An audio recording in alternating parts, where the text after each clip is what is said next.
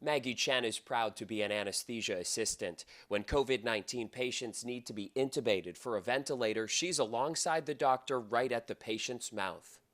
We are needed at the front line.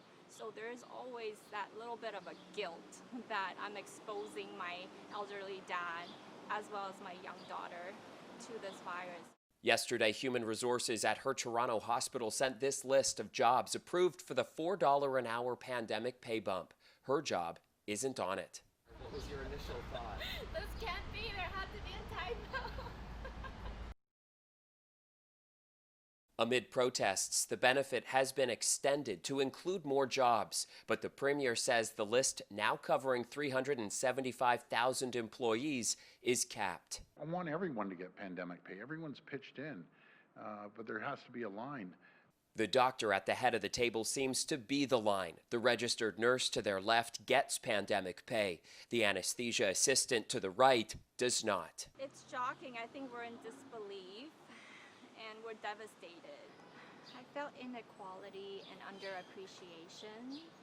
Again, that's not going to stop me from doing my best at my job, but it just doesn't feel like someone is cheering me on.